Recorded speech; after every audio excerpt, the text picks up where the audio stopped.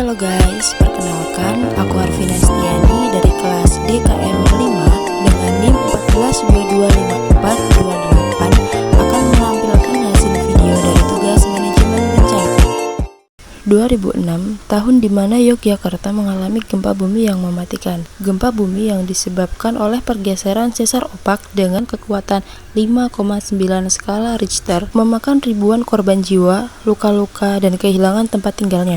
Sesar opak adalah salah satu patahan aktif yang membentang di wilayah daerah istimewa Yogyakarta dan sekitarnya. Patahan ini menjadi sorotan utama setelah peristiwa gempa bumi dahsyat yang mengguncang Yogyakarta pada tahun 2006. Gempa bumi merupakan peristiwa yang terjadi karena adanya pergeseran lempeng bumi secara tiba-tiba atau adanya sebuah potensi energi yang terlepas yang kemudian jadilah pergeseran tersebut. Di Indonesia sendiri, terutama di daerah istimewa Yogyakarta, dari BPBD Daerah Istimewa Yogyakarta sudah melakukan upaya dalam rangka memperkuat ketahanan masyarakat dalam menghadapi bencana, yaitu dengan membangun kelurahan tangguh bencana dan memperkuat Satuan Pendidikan Aman Bencana atau SPAB. Dengan kegiatan tersebut, masyarakat belajar mempersiapkan diri dengan kewaspadaan terjadinya gempa bumi. Pasca gempa Jogja 2006, masyarakat mulai sadar bagaimana membangun struktur bangunan agar tahan gempa. Selain upaya tersebut, pasca gempa 2006, LSM Internasional mengupayakan bangunan rumah dom atau rumah yang berbentuk setengah lingkaran yang mirip dengan rumah Teletubbies dengan landasan tanah yang kuat.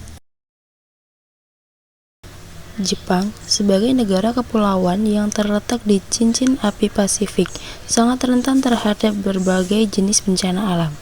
Jepang terletak di jalur patahan besar di Pasifik, yang mana terkendala topografinya yang teruji oleh bencana alam, gempa bumi, tanah longsor, dan angin topan. Cara negara Jepang melindungi masyarakatnya dari bencana yaitu dengan membangun jalan dan jembatan yang mampu menahan kekuatan tersebut. Pemantauan menjadi langkah pertama dalam mencegah bencana. Kamera video bencana mengawasi lokasi sepanjang waktu. Seperangkat kabel mendeteksi perpindahan puing-puing yang tiba-tiba. Kemudian data dikirimkan secara real-time ke pusat darurat. Jepang membuat desain jaringan beton untuk membantu mencegah tanah longsor dan juga membuat desain bendungan atau yang disebut dengan sabodam.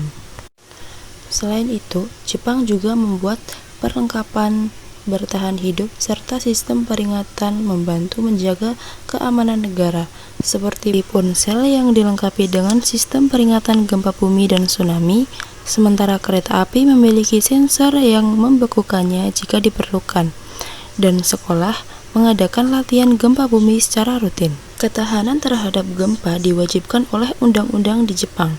Pilar balok dan dinding bangunan harus dibuat dengan ketebalan minimum sehingga dapat menahan guncangan tanah yang hebat.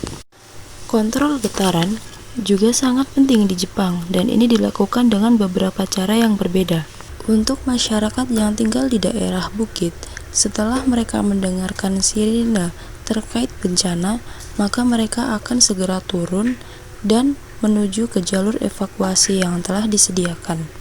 Dari peristiwa gempa bumi pada kedua negara tersebut terlihat perbedaan bahwa di Indonesia mengupayakan penanggulangan pasca bencana seperti didirikannya rumah dom, sedangkan di Jepang mengupayakan pencegahan terjadinya kerusakan saat terjadinya gempa dengan membuat landasan bangunan yang kuat dan tahan gempa, serta memberikan peringatan tanda bahaya gempa bumi dengan adanya sistem peringatan yang ada pada ponsel dan kereta api.